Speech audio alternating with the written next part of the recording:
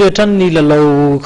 karakarainy ny gazety zay zany izay zany misoa mety mitinambara mitombo torak'izay ihany koa ireo tsara vita na mahazo ny lokany farany teo dia telo no na marina ny valim-panontaniana izay napetraka tao anatin'ny gazety no tilorana ny lokany avokoa izy telo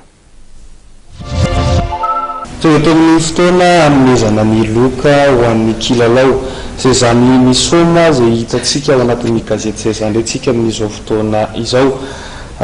tsy mahagagantsony satria mpifaninana telo indray no indray samy nahazo ny loka tamin'ity indray mitoraka ity vetrany ary dia mitsika kely fitenenana fofo izy ireo nanahoana ny hoe nahazo an'izany loka izany ho an'ny madama manokana zao dia efa fandrony izy zao nahazo ny loka tamin'izay zany misoma manahoana ny fihetseham-po madama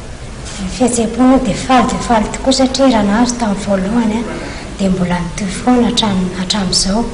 dia faly tokoa ny tena dia manentana antsika rehetra mba handray anjara dia hividiny izay izany fa sady ahitana lalao na ahitana vaovao maro isan-karazany nefa amin'ny vidiny mirary 900 ariary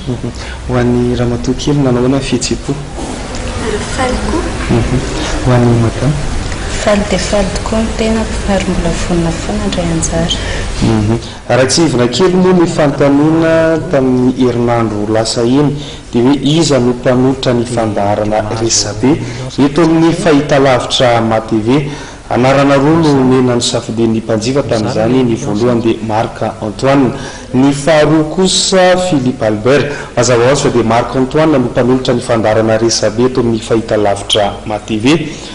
mpilalao nahatratratra any amin'ny 7 sy 700 no nahita ny valiny marina tamin'ny fanontaniana iny izy telo miravavy mianaka ireto no indray samy nahita zay isa izay izay tokoa le hoe samy manana ny anjarany rehefa mety ny atao dia mety rehefa tsy mety ny atao dia tsy mety avetrany ary dia hotolorantsika ny reto mpilalaontsika reto ny loka tamin'ny herinandro lasa iny dia manentana anareo hatrany anjifa ny gazety zay zany dia hilalao hatrany